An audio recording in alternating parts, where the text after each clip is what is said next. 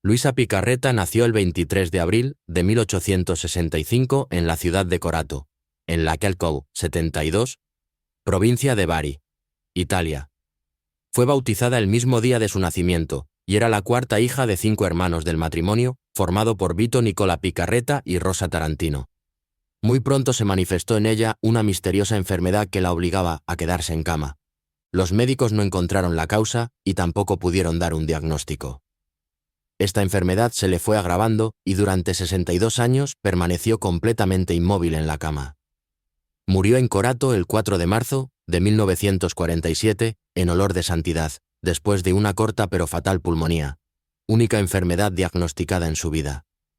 En el año 1993, gracias a su último confesor, don Benedetto Calvi, sus restos fueron trasladados al santuario de Santa María Greca.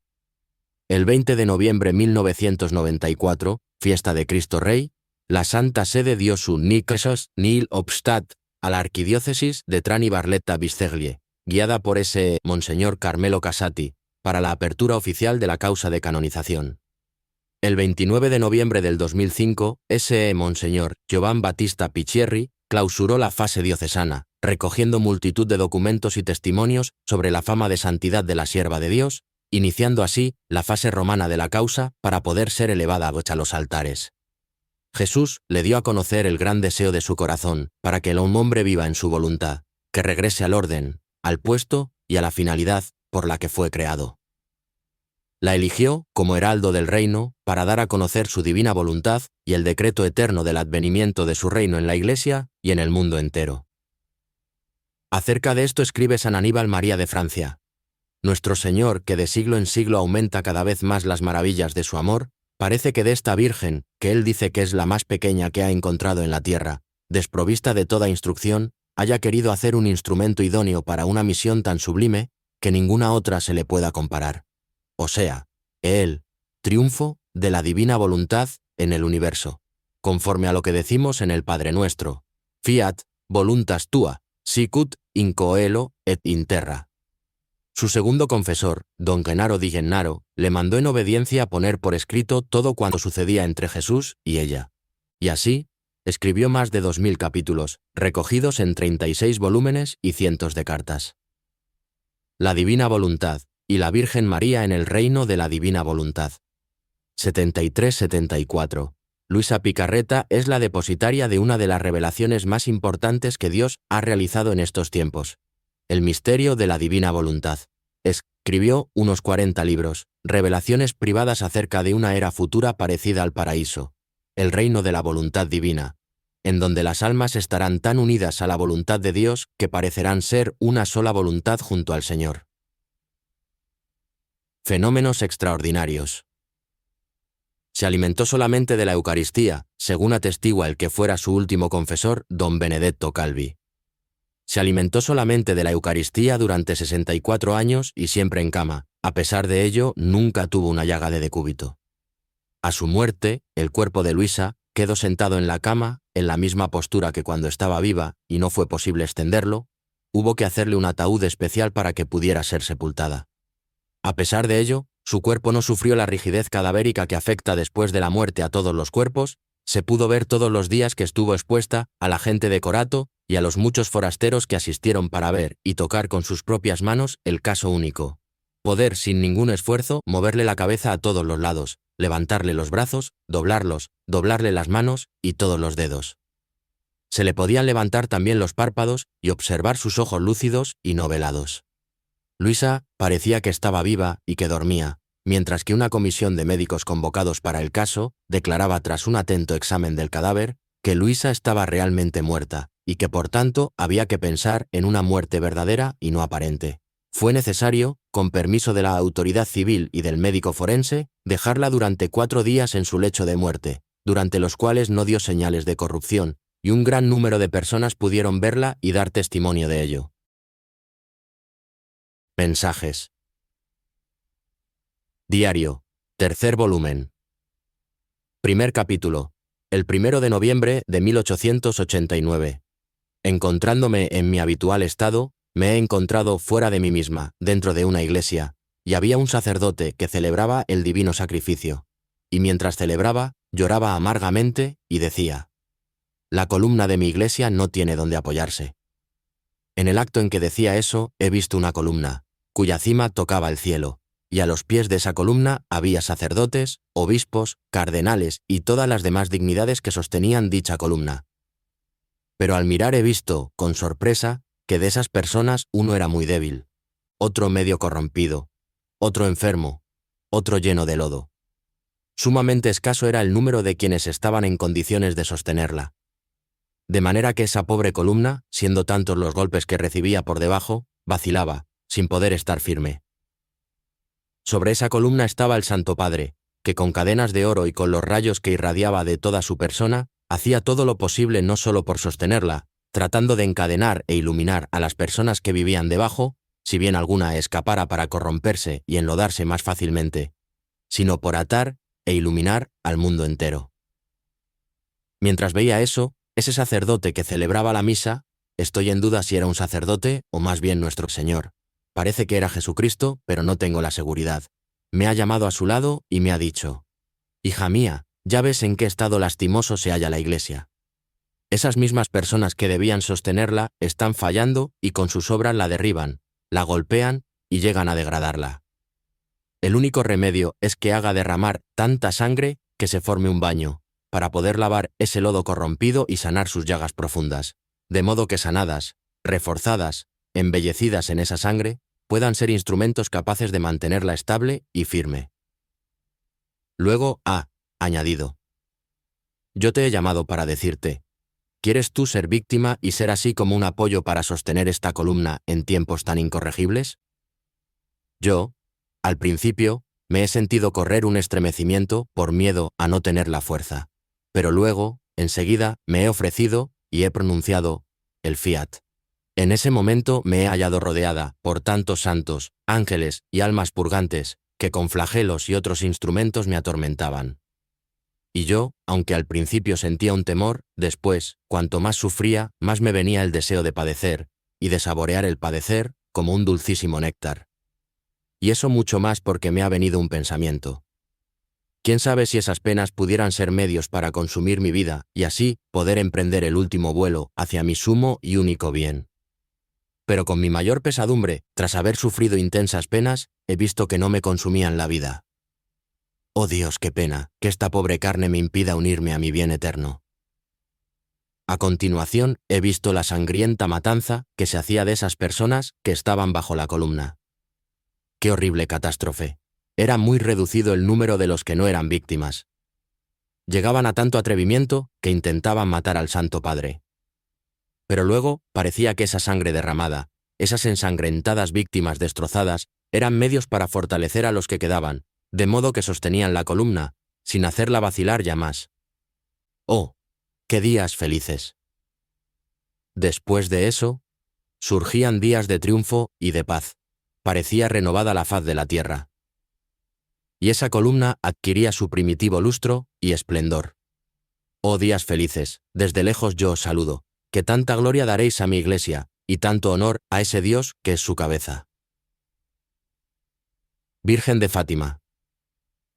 La aparición de la Santísima Virgen. En la Cova d'Airia. Fátima, bajo la advocación de Nuestra Señora del Rosario de Fátima, se produce entre el 13 de mayo y el 13 de octubre de 1917. Los videntes. Lucía de Jesús dos Santos. Nació el 22 de marzo de 1907 en Aljustrel, una pequeña población junto a Fátima, Portugal. Con 14 años de edad y 4 años después de las apariciones de la Virgen en Fátima, ingresó en el Colegio de las Hermanas Doroteas en la localidad de Vilar, cerca de Oporto. Y para no ser identificada como la vidente de Fátima, tomó el nombre de María de los Dolores. En el año 1926 se trasladó al convento que las Hermanas Doroteas tienen en Tui, España. En el año 1946 vuelve a Portugal. Y en el año 1948 decide ingresar en régimen de clausura en el Carmelo de Santa Teresa de Coimbra, profesando los votos al año siguiente y tomando el nombre de Hermana María Lucía de Jesús y del Inmaculado Corazón OCD. Carmelita descalza, conocida como Sor Lucía, Murió el 13 de febrero de 2005 a los 97 años de edad en Coimbra, Portugal, donde vivió en clausura sus últimos 46 años. Santos Francisco Marto y Jacinta Marto. Francisco Marto nació el 11 de junio de 1908 en Aljustrel, Fátima, Portugal. Junto a su hermana Jacinta y a su prima Lucía dos Santos, fue uno de los 3 pastorcitos a los que se apareció la Santísima Virgen en la cova de Iría. Contrajo la gripe española, epidemia que barrió Europa en el año 1918, y murió en su casa el 4 de abril de 1919 a la edad de 11 años. Jacinta Marto nació el 11 de marzo de 1910 también en Aljustrel. Tenía 7 años cuando se le apareció la Santísima Virgen. Al igual que su hermano, fue víctima de la gran epidemia de gripe española del año 1918, a causa de la cual contrajo la neumonía, enfermedad por la que fue hospitalizada en Vilanova de Ourem. Posteriormente, se la traslada al Hospital Doña Estefanía de Lisboa, en donde murió el 20 de febrero de 1920. El proceso de beatificación de los 2 hermanos se inició el 30 de abril de 1952 y culminó el 13 de mayo de 1958. 1989, año en el que el Papa Juan Pablo II aprobó las virtudes heroicas de los niños, reconociéndoles como venerables. Fueron beatificados por el Papa Juan Pablo II el 13 de mayo del año 2000, durante su visita al santuario de Fátima y en presencia de Lucía dos Santos, la otra vidente. Su conmemoración se celebra el 20 de febrero. El proceso de canonización se abrió oficialmente el 14 de febrero de 2004, y el 13 de mayo de 2017 son canonizados por el Papa Francisco. Sus cuerpos se veneran en la Basílica de Nuestra Señora del Rosario de Fátima. Antecedentes. Las apariciones del ángel en el año 1916. La primera aparición. En la primavera del año 1916, los pastorcitos Lucía dos Santos y sus primos Jacinta y Francisco Martos habían salido a pastorear el rebaño de ovejas cuando comenzó a lloviznar, se refugiaron en una pequeña gruta oculta entre los árboles, y estando allí, una fuerte ráfaga de viento les hizo levantar la cabeza. Encima del arbolado vieron dibujarse en el aire una estatua blanca que se movía y avanzaba hacia ellos. Era un joven de unos 15 años y de sobrehumana belleza.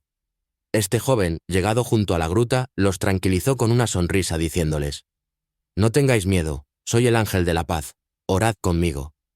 Y arrodillándose, dobló la frente hasta tocar con ella el suelo, repitiendo 3 veces con devoción profunda y apacible: «Dios mío, yo creo, adoro, espero y te amo. Y te pido perdón por aquellos que no creen, no adoran, no esperan y no te aman». Inmediatamente después, el ángel se levantó y añadió: «Rezad así, los corazones de Jesús y María están atentos a las voces de vuestras súplicas». Y dicho esto, desapareció. La segunda aparición. Se dio el mes de agosto del mismo año. Ese día, los 3 niños se hallaban jugando juntos en el huerto de Lucía, cuando de pronto vieron surgir junto al pozo, muy cerca de ellos, el misterioso personaje, el cual les dijo: «¿Qué estáis haciendo? Orad, orad mucho. Los santísimos corazones de Jesús y de María tienen sobre vosotros designios de misericordia. Ofreced continuamente al Señor oraciones y sacrificios en reparación por tantos pecados con que se le ofende, y como súplica por la conversión de los pecadores. Tratad así de atraer la paz sobre vuestra patria. Yo soy el ángel custodio de Portugal. Sobre todo, aceptad y soportad con sumisión los sufrimientos que el Señor quiere enviaros». La tercera y última aparición ocurrió 2 o 3 meses después. Ese día, el mensajero celestial estaba extraordinariamente resplandeciente, como vestido de luz. En la mano llevaba un cáliz con una hostia encima, de la cual destilaban gotas de sangre. Cáliz y hostia permanecieron prodigiosamente suspendidos en el aire en medio de una aureola deslumbrante, mientras el ángel se arrodillaba con los niños y les invitaba a repetir por 3 veces: «Santísima Trinidad, Padre, Hijo y Espíritu Santo. Yo os adoro profundamente y os ofrezco el preciosísimo cuerpo, sangre, alma y divinidad de nuestro Señor Jesucristo, presente en todos los tabernáculos del mundo, en reparación de los ultrajes con que continuamente es ofendido, y por los méritos infinitos de su Santísimo Corazón, y por la intercesión del Inmaculado Corazón de María, os pido la conversión de los pobres pecadores. Terminada la plegaria, se levanta y toma de nuevo el cáliz y la hostia en sus manos, dándole la hostia prodigiosa a Lucía, que la recibe llena de emoción. Luego toma el cáliz y les da de beber su contenido a Francisco y Jacinta, diciendo al mismo tiempo: «Tomad y bebed el cuerpo y la sangre de Jesucristo, horriblemente ultrajado por la ingratitud de los hombres. Reparad esos crímenes y consolad a vuestro Dios». Acto seguido, el ángel se postra de nuevo en tierra y repite con los niños 3 veces más la misma oración: «Santísima Trinidad». Luego se aleja y la fulgurante luz se apaga. Ya no volverá. Las apariciones de la Virgen en el año 1917. Primera aparición, 78. En Cova de Iría, el domingo 13 de mayo de 1917. Habla la vidente Lucía. Estando jugando con Jacinta y Francisco, junto a Cova de Iría, haciendo una pared de piedras alrededor de una mata de retamas, de repente vimos una luz como de un relámpago. «Está relampagueando», dije. «Puede venir una tormenta. Es mejor que nos vayamos a casa». «Oh, sí, está bien», contestaron mis primos. Comenzamos a bajar el cerro, llevando las ovejas hacia el camino. Cuando íbamos por mitad de la pendiente, cerca de una encina, que aún existe, vimos otro relámpago, y habiendo dado algunos pasos más vimos sobre la encina una señora vestida de blanco, más brillante que el sol, esparciendo luz más clara e intensa que un vaso de cristal lleno de agua, cristalina, atravesado por los rayos más ardientes del sol. Estábamos tan cerca que quedamos dentro de la luz que ella irradiaba. Entonces la señora nos dijo: «No tengáis miedo, no os hago daño». Yo le pregunté: «¿De dónde es usted?». «Soy del cielo». «¿Qué es lo que usted me quiere?». «He venido para pediros que vengáis aquí 6 meses seguidos, el día 13, a esta misma hora. Después diré quién soy y lo que quiero. Volveré una 7ª vez». Pregunté entonces: «¿Yo iré al cielo?». «Sí, irás». «¿Y Jacinta?». «Irá también». «¿Y Francisco?». «También irá, pero tiene que rezar antes muchos rosarios». Entonces me acordé de 2 amigas de mi hermana que habían muerto hacía poco. ¿Está María de las Nieves en el cielo? Sí, está. ¿Y Amelia, de 18 o 20 años? Estará en el purgatorio hasta el fin del mundo. Y entonces dijo: ¿queréis ofreceros a Dios para soportar todos los sufrimientos que Él quisiera enviaros como reparación de los pecados con que Él es ofendido y de súplica por la conversión de los pecadores? Sí, queremos. Tendréis, pues, mucho que sufrir, pero la gracia de Dios os fortalecerá. Diciendo esto, la Virgen abrió sus manos por primera vez, comunicándonos una luz muy intensa que parecía fluir de sus manos y penetraba en lo más íntimo de nuestro pecho y de nuestros corazones, haciéndonos ver a nosotros mismos en Dios, más claramente de lo que nos vemos en el mejor de los espejos. Entonces, por un impulso interior que nos fue comunicado también, caímos de rodillas, repitiendo humildemente: «Santísima Trinidad, yo te adoro. Dios mío, yo te amo en el Santísimo Sacramento». Después de pasados unos momentos, Nuestra Señora agregó: «Rezad el rosario todos los días para alcanzar la paz del mundo y el fin de la guerra». Acto seguido comenzó a elevarse serenamente, mientras la luz que la circundaba parecía abrirle el camino. Segunda aparición de la Virgen, 79. En Cova de Iría, el miércoles 13 de junio de 1917. Después de rezar el rosario con otras personas que estaban presentes, unas 50, vimos de nuevo el reflejo de la luz que se aproximaba y que llamábamos relámpago, y enseguida a Nuestra Señora en la encina, todo como en mayo. «¿Qué es lo que quiere?», pregunté. «Quiero que vengáis aquí el día 13 del mes que viene, que recéis el rosario todos los días y que aprendáis a leer. Después diré lo que quiero además». Le pedí la curación de una enferma.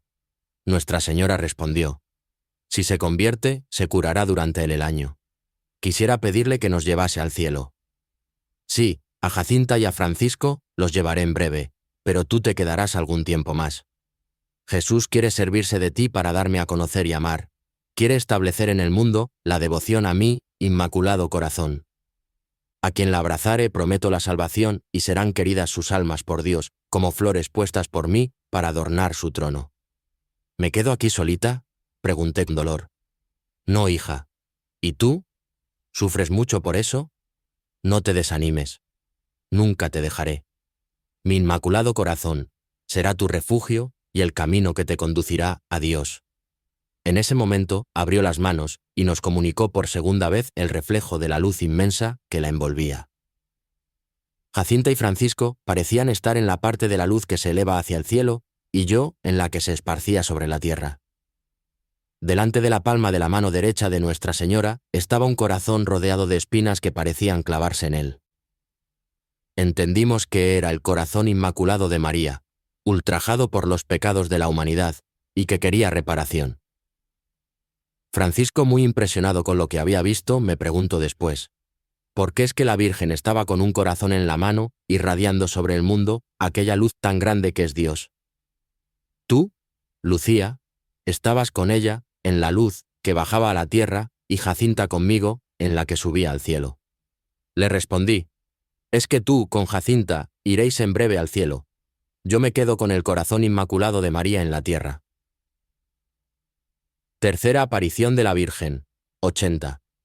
En Cova de Iría, el viernes 13 de julio de 1917. Momentos después de haber llegado a Cova de Iría, junto a la encina, entre numeroso público, 4.000 personas, que estaban rezando el rosario, vimos el rayo de luz una vez más y un momento más tarde apareció la Virgen sobre la encina. ¿Qué es lo que quiere de mí?, pregunté. Quiero que vengáis aquí el día 13 del mes que viene y continuéis rezando el rosario todos los días en honra a Nuestra Señora del Rosario, con el fin de obtener la paz del mundo y el final de la guerra, porque solo ella puede conseguirlo. Dije entonces: quisiera pedirle nos dijera quién es, y que haga un milagro para que todos crean que usted se nos aparece. Continuad viniendo aquí todos los meses. En octubre diré quién soy y lo que quiero, y haré un milagro que todos han de ver para que crean.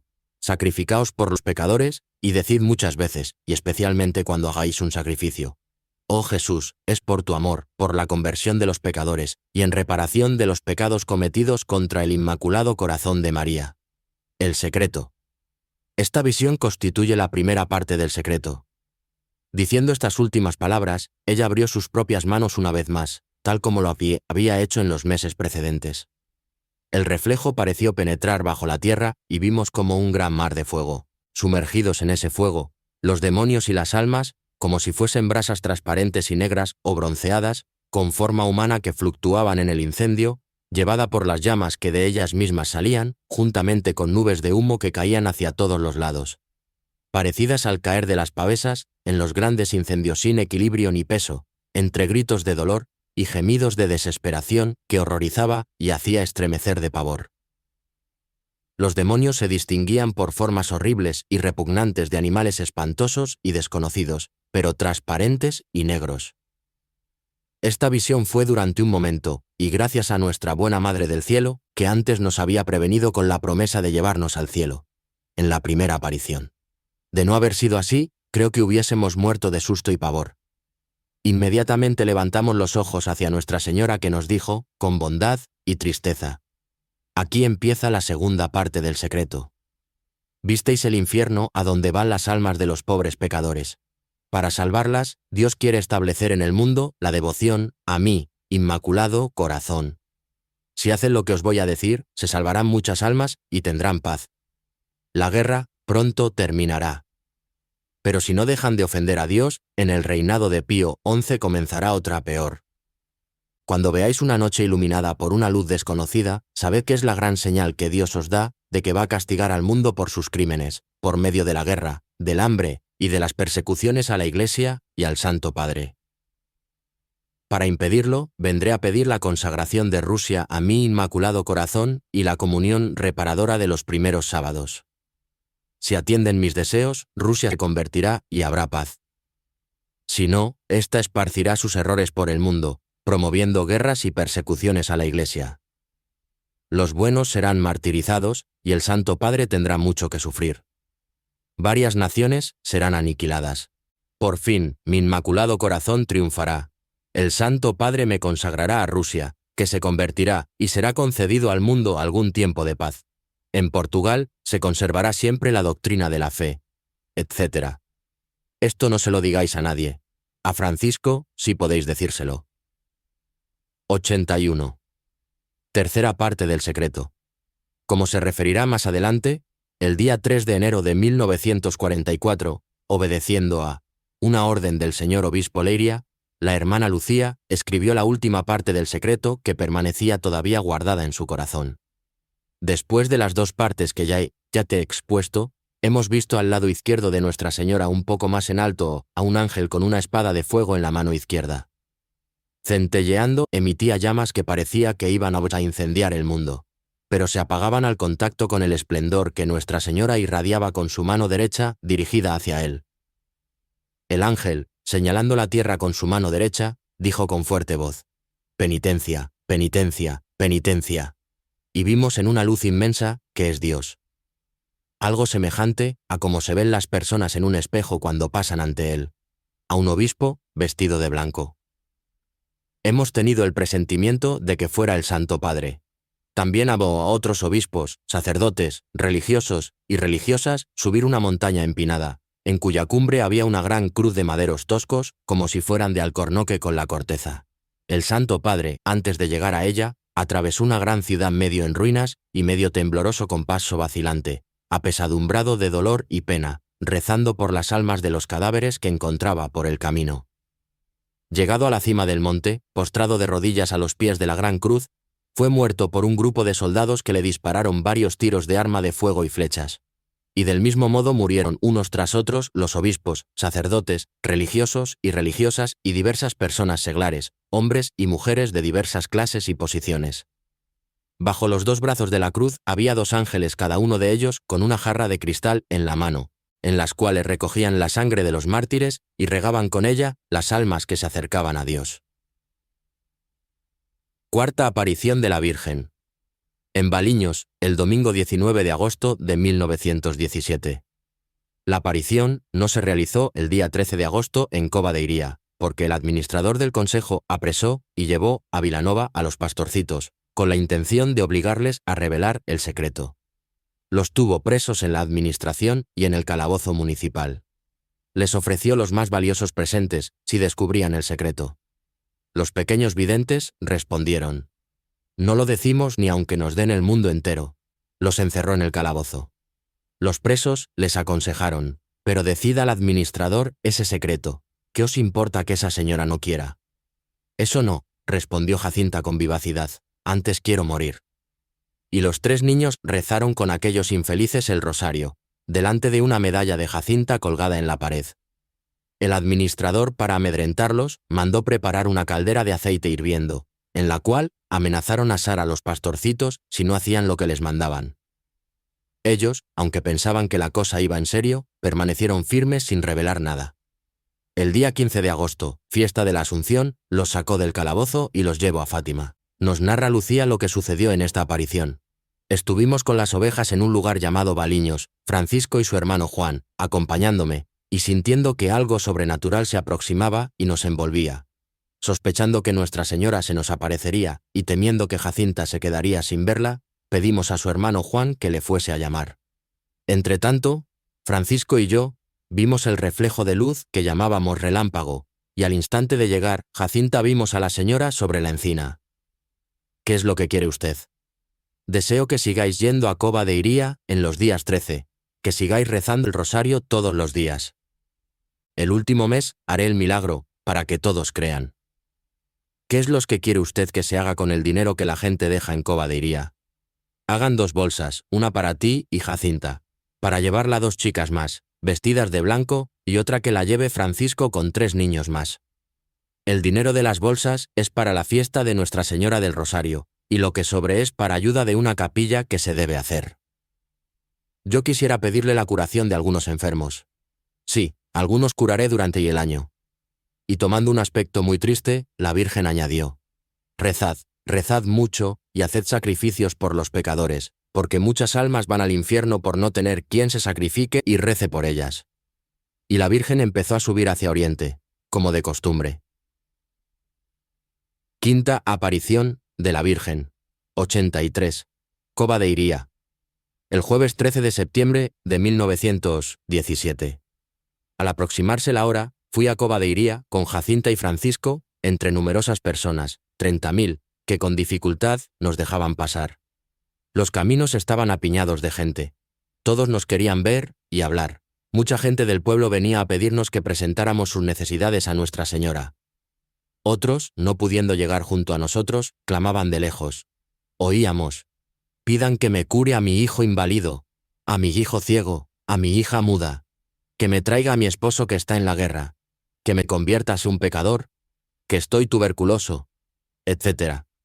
Allí aparecían todas las miserias de la pobre humanidad y algunos gritaban subidos a los árboles. Por fin, llegamos a Cova de Iría, y al alcanzar la encina comenzamos a decir el rosario con la gente. Un poco más tarde, vimos el reflejo de luz y acto seguido, sobre la encima, a Nuestra Señora, que dijo: continuad rezando el rosario para alcanzar el fin de la guerra. En octubre, vendrá también nuestro Señor, Nuestra Señora de los Dolores y del Carmen, San José, con el niño Jesús para bendecir al mundo. Dios está contento con vuestros sacrificios, pero no quiero que durmáis con la cuerda puesta, llevadla durante el día. La cuerda la llevaban atada a la cintura. Era una de las más dolorosas mortificaciones que ofrecían por la conversión de los pecadores. También no comían meriendas, dejaban de tomar agua. Pero mayores eran los sacrificios que exigía la misión que la Virgen les encomendó. Las vejaciones, curiosidad, molestias de la gente, interminables visitas, preguntas, persecución, ridículo, prisión, etc. Curaré a algunos enfermos, pero no a todos. En octubre haré el milagro para que todos crean. Sexta aparición de la Virgen. 84. Cova de Iría. El sábado 13 de octubre de 1917. Había gente en masa, 70.000, bajo una lluvia torrencial. Por el camino, las escenas del mes pasado, más numerosas y conmovedoras. Ni el barro de los caminos impedía a la gente arrodillarse en actitud humilde y suplicante. Llegando a Cova de Iría, junto a la encina, pedí al pueblo que cerrasen los paraguas para rezar el rosario. Poco después, vimos el reflejo de luz y enseguida a la Virgen sobre la encina. ¿Qué es lo que usted quiere? Quiero decirte que hagan aquí una capilla en honor mío, que soy la Señora del Rosario, que continúen rezando el rosario todos los días. La guerra está acabándose y los soldados pronto volverán a sus casas. ¿Curará a los enfermos? Unos sí y otros no. Es preciso que se enmienden, que pidan perdón de sus pecados. Y tomando aspecto más triste dijo: que no se ofenda más a Dios nuestro Señor, que ya es muy ofendido. El milagro del sol. Desaparecida Nuestra Señora, en la inmensa distancia del firmamento, vimos, al lado del sol, a San José con el niño y a Nuestra Señora vestida de blanco con un manto azul. San José, con el niño, parecía bendecir al mundo con unos gestos que hacían con la mano en forma de cruz. Poco después, desvanecida esta aparición, vi a nuestro Señor y a Nuestra Señora, que me daba idea de ser Nuestra Señora de los Dolores. Nuestro Señor parecía bendecir al mundo de la misma forma que San José. Se desvaneció esta aparición y me pareció ver todavía Nuestra Señora en forma semejante a Nuestra Señora del Carmen. Mientras los niños contemplaban estas últimas visiones, se dio el milagro del sol. Los pastorcitos no vieron el prodigio del sol, pero sí aquella multitud. De repente, la lluvia paró, las nubes se abrieron y dejaron pasar los rayos del sol, que secó todo el barro y las ropas de aquella muchedumbre empapada. El sol, por 3 veces, gira sobre sí mismo, lanzando a todos los lados fajas de luz de variados colores. Parece a cierta altura desprenderse del firmamento y caer sobre la muchedumbre. Todos están atónitos. Los periodistas de los periódicos seculares que habían acudido incrédulos a desprestigiar las apariciones, tomaron fotos y dieron testimonio de aquel milagro en la prensa. Al cabo de 10 minutos de prodigio, el sol toma su estado normal. Las apariciones a Sor María Lucía de Jesús. En Tui, Pontevedra, España, el 10 de diciembre de 1925 y el 15 de febrero de 1926. Ingresó como postulante en el convento de la Orden de las Hermanas Doroteas en Pontevedra, España, donde Nuestra Señora, como lo había prometido en 1917, le revela la primera parte del plan de Dios para la salvación de los pecadores, en este tiempo de rebelión contra Dios. La comunión reparadora de los primeros sábados de mes. En Tui, Pontevedra, España. El 13 de junio de 1929. Nuestra Señora cumplió la promesa contenida en el mensaje del 13 de julio de 1917. Vendré a pedir la consagración de Rusia. Luego Nuestra Señora me dijo: ha llegado el momento en que Dios pide al Santo Padre que haga, en unión con todos los obispos del mundo, la consagración de Rusia a mi Inmaculado Corazón, prometiendo salvarla por este medio. Son tantas las almas que la justicia de Dios condena por pecados cometidos contra mí, que vengo a pedir reparación. Sacrifícate por esta intención y reza. Di cuenta de esto a mi confesor, que me mandó escribir lo que Nuestra Señora quería que se hiciese. Más tarde, por medio de una comunicación íntima, Nuestra Señora me dijo, quejándose: no han querido atender mi petición. Al igual que el rey de Francia se arrepentirán, y la harán, pero ya será tarde. Rusia habrá esparcido ya sus errores por todo el mundo, provocando guerras, persecuciones a la Iglesia. El Santo Padre tendrá que sufrir mucho. En Rianjo, Pontevedra, España. El 29 de agosto de 1931. En agosto de 1931, debido a una enfermedad, para descansar y recobrarse, la hermana Lucía estaba pasando una temporada en la casa de una amiga, en Rianjo, una pequeña ciudad marítima cercana a Pontevedra. Fue en la capilla de Tena, allí que la mensajera de Fátima iba a recibir, una vez más, una comunicación del cielo. 87.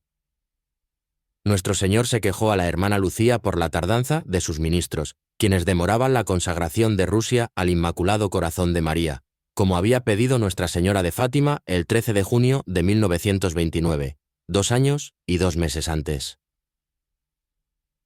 Un camino bajo la mirada de María. Las hermanas que convivieron en el Carmelo de Coimbra con Sor Lucía dos Santos han escrito un libro llamado Un camino bajo la mirada de María, 88. Se trata de una biografía de la vidente de Fátima, recogida por sus hermanas del Carmelo. Este es un material importante para poner luz en algunos puntos sobre los que había sido informada la vidente por la Santísima Virgen, aunque se llevó a la tumba si se había revelado totalmente el tercer secreto o no. Desvela las condiciones bajo las que Portugal conservará la fe. Relata una iluminación interior de Sor Lucía en 1944, en la que vio los detalles del castigo y la tribulación en la tierra, y da explicación sobre el controvertido tema de si el cielo aceptó o no la consagración de Rusia al Inmaculado Corazón de María. Las tribulaciones y castigos sobre la humanidad que vio Sor Lucía. En el año 1935, el obispo de Leiria mandó a la hermana Dolores, nombre bajo el que guardaba su identidad, Lucía dos Santos, mientras estuvo con las hermanas Doroteas, que escribiese los recuerdos que tuviese de Jacinta. Esta idea surgió después de leer una carta que Jacinta escribía al obispo. Antes de ser publicado, el obispo de Leiria envió a la hermana Dolores el libro de Jacinta para que ella corrigiese lo que no estuviera correcto.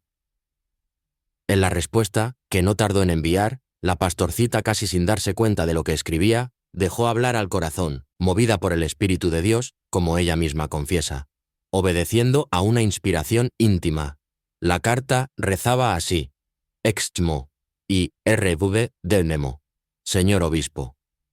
Jacinta se impresionaba mucho con algunas cosas reveladas en el secreto y, si el mundo conociese el momento de gracia que todavía se le concede, e hiciese penitencia.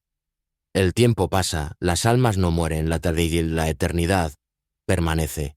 Veo, en la luz inmensa que es Dios, a la tierra destruida temblar ante el aliento de su voz. Ciudades y aldeas sepultadas, arrasadas, engullidas, la gente a los montes sin defensa. Veo las cataratas entre truenos y relámpagos, los ríos y el mar que se desbordan inundan, y las almas duermen el sueño de la muerte. Los hombres continúan planeando guerras, ambiciones, destrucción y muerte. Sí, Dios es paciente, espera. Dios es bueno, perdona. Dios es amor, nos ama. Pero quiere, pide y exige nuestra correspondencia, nuestra sumisión y nuestra fidelidad. Dios es el Señor, y yo, su humilde sierva. La hermana Lucía Sabía que estas cosas siempre suscitan curiosidad, incluso sin mala intención. 89. Nuestra Señora permite que Lucía escriba el secreto y le da nuevas luces. En diciembre de 1941, cuando Sor Lucía era monja en el convento de las Hermanas Doroteas en Tuy, Galicia, ella ya había escrito por orden superior las 2 primeras partes del secreto de Fátima, la visión del infierno y los avisos y predicciones de la Virgen, pero dejó pendiente la tercera parte. El obispo de Leiria, la diócesis de Fátima, la instaba reiteradamente a redactar también ese tercer secreto, pero como la Virgen le había mandado guardar reserva, ella se abstenía de hacerlo. En esas circunstancias, cuenta la hermana Lucía, 90. Mientras esperaba la respuesta, el día 3 de enero de 1944, me arrodillé junto a la cama que, a veces, me servía de mesa para escribir, y de nuevo hice la experiencia, sin conseguir nada. Lo que más me impresiona era que en el mismo momento escribía sin dificultad cualquier otra cosa. Pedí entonces a Nuestra Señora que me hiciese conocer cuál era la voluntad de Dios. Y me dirigí a la capilla. Eran las 4 de la tarde, hora en la que acostumbraba ir a hacer la visita al Santísimo, por ser la hora a la que de ordinario está más solo, y no sé por qué, pero me gusta encontrarme a solas con Jesús en el sagrario. Allí me arrodillé en el medio, junto al escalón del comulgatorio, y pedí a Jesús que me hiciese conocer cuál era su voluntad. Habituada como estaba a creer que las órdenes de los superiores son la expresión cierta de la voluntad de Dios, no podía imaginar que ésta no lo fuese.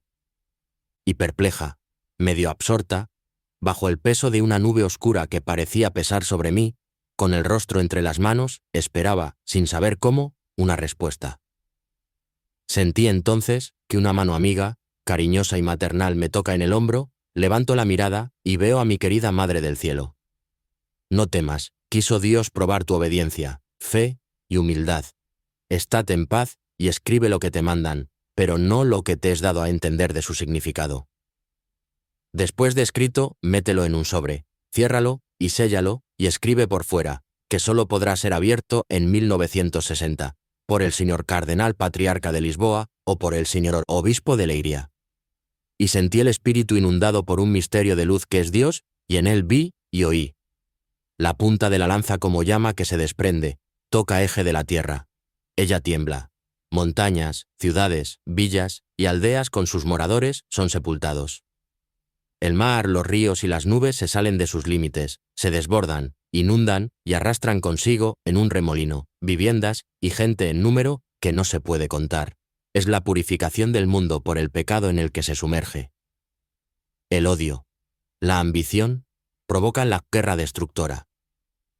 Después sentí en el palpitar acelerado del corazón, y en mi espíritu, el eco de una voz suave que decía: en el tiempo, una sola fe, un solo bautismo, una sola iglesia, santa, católica y apostólica. En la eternidad, el cielo. Esta palabra cielo llenaba mi alma de paz y felicidad, de tal forma que casi sin darme cuenta quedé repitiendo por mucho tiempo: ¡oh cielo! ¡Oh cielo! Apenas pasó la mayor fuerza de lo sobrenatural, fui a escribir y lo hice sin dificultad, en el día 3 de enero de 1944, de rodillas apoyadas sobre la cama que me sirvió de mesa. El Papa Juan Pablo II, en Fulda, Alemania, 1980. La edición de octubre de la revista alemana Stimme des Glaubens informó sobre una charla que el Papa Juan Pablo II sostuvo con un grupo de católicos alemanes en noviembre de 1980. La que sigue es la reproducción literal del texto publicado. Se le preguntó al Papa: ¿qué hay sobre el tercer secreto de Fátima? ¿No debería haber sido ya publicado en 1960? El Papa Juan Pablo II replicó: dada la gravedad del contenido, mis predecesores en la cátedra de Pedro prefirieron diplomáticamente aplazar la publicación para no alentar al poder mundial del comunismo a tomar ciertas medidas. Por otra parte, debería ser suficiente para todos los católicos saber esto. Si hay un mensaje en el cual está escrito que los océanos inundarán todas las áreas de la Tierra y que en un momento millones de personas perecerán, verdaderamente la publicación de tal mensaje ya no es algo tan de desear. El Papa continuó: muchos quieren saber simplemente por curiosidad y por el gusto de lo sensacional, pero ellos olvidan que el conocimiento también implica responsabilidad. Ellos procuran solo la satisfacción de su curiosidad, y es peligroso si al mismo no están dispuestos a hacer algo, y si ellos están convencidos que es imposible hacer nada contra el mal. En ese punto el Papa empuñó un rosario y dijo: «He aquí el remedio contra ese mal. Rezad, rezad, y no pidáis por nada más. Dejad todo lo demás en manos de la Madre de Dios». Luego se preguntó al Santo Padre: «¿Qué va a ocurrir con la Iglesia?». Él contestó: «Nosotros debemos prepararnos para sufrir grandes pruebas dentro de poco, tales que demandarán de nosotros una disposición a perder la vida, y una total dedicación a Cristo y por Cristo. Con vuestras oraciones y las mías es posible mitigar esa tribulación, pero ya no es posible apartarla, porque sólo así la Iglesia puede ser efectivamente renovada». ¿Cuánto tiempo llevará la renovación de la Iglesia surgida de la sangre? Ese tiempo, demasiado, no será de otra manera. Nosotros debemos ser fuertes y estar preparados, y confiar en Cristo y en su Madre, y ser muy asiduos en el rezo del rosario. Antonio Socci. El periodista italiano Antonio Socci publicó en el año 2006 el libro El cuarto secreto de Fátima, donde sostiene que hay un texto adicional al declarado 93, tercer secreto. Este texto, compuesto por Sor Lucía y enviado al Vaticano, nunca ha sido revelado. Hace referencia a lo acaecido a Sor Lucía en el convento de Tui. Hacia las 16 horas del día 3 de enero de 1944, en la capilla del convento, en Tui, ante el sagrario, Lucía le pidió a Jesús para hacerle saber su voluntad. Entonces, siento que una mano amiga, cariñosa y maternal, me toca el hombro. Es la Madre del Cielo que me dice: «No temas, quiso Dios probar tu obediencia, fe, humildad, estate en paz y escribe lo que te mandan, pero no lo que te he dado a entender de su significado». Socci alude a la explicación de la visión que la Virgen le había revelado. Antonio Socci sugiere que esta entrada del diario de Lucía parece dar crédito a la afirmación de su libro del año 2006, en el que Lucía había hecho dos partes de la revelación de Fátima. Él entiende que los secretos se componen de las visiones que tiene Lucía y de la explicación que de las mismas hace la Virgen. Aunque sea un único secreto, se ha dividido en tres partes. La hipótesis de Socci nos pone de manifiesto que la primera parte del secreto sería la visión de Lucía y segunda parte es claramente la explicación que hace la Virgen de esta visión. Por tanto, primer y segundo secreto serían visión y explicación. El tercer secreto es la visión de Lucía, pero siguiendo este argumento nos faltaría la explicación de la Virgen, que él lo llama el cuarto secreto de Fátima, y con el cual da nombre a su libro. El libro de Socci está repleto de información e interrogantes que apoyan su tesis. Por ejemplo, nos plantea que donde Lucía escribe: «En Portugal se conservará siempre la doctrina de la fe», etc. Se supone que la Virgen desarrolla la tercera parte de su mensaje, y sin embargo, no tenemos la explicación que debería completar el mensaje. Así la visión del obispo vestido de blanco, lanzada en el año 2000, estaría carente de la explicación. Esa otra parte, tal vez escrita en un momento diferente y enviada más tarde, es la que contiene el significado de la visión. Es el famoso y misterioso anexo que dio a entender el arzobispo Loris Capovilla. Este es el texto que todavía no está publicado oficialmente y que hace alusión a una gran apostasía y crisis en la Iglesia. Una prueba apocalíptica, al final de la cual dijo Nuestra Señora en Fátima: «Mi inmaculado corazón triunfará». Sobre el segundo documento, se refiere a una situación futura de la Iglesia que a día de hoy no ha tenido verificación. Después de la visión que tuvieron los niños, la Virgen María les dio a conocer el significado de la visión, explicándoles claramente lo que sucederá con la Iglesia. ¿Por qué se facilitó el separar la visión de las palabras explicativas de la Virgen? La razón está en que la hermana Lucía escribió la visión y las palabras explicativas de la Virgen en dos documentos. El primer documento, ella enfermó gravemente en junio de 1943. Su superior, Monseñor da Silva, temiendo que pudiera fallecer por la enfermedad, le ordenó el 15 de septiembre escribir el texto del secreto y la hermana le pidió la orden formalmente y por escrito. A partir de que la recibió, a la monja le atacó una extraña parálisis que ella consideró de tipo sobrenatural. Finalmente, el 2 de enero de 1944, la misma Virgen María se le apareció nuevamente, conremándole que esa era la voluntad de Dios, y que le daría la fuerza y la luz necesarias para poder escribirlo, cosa que hizo al día siguiente. Sin embargo, por el decaimiento tan severo que tuvo, la hermana Lucía solo pudo escribir en 3 páginas de su diario la visión, pero no las palabras de la Virgen que interpretan la visión. El segundo documento no fue sino hasta 6 días después que la hermana Lucía volvió a tener fuerzas. Finalmente escribió en una hoja suelta las palabras explicativas de la Virgen respecto a la visión. Este hecho sucedió el 9 de enero de 1944 en la capilla del convento de Tuy.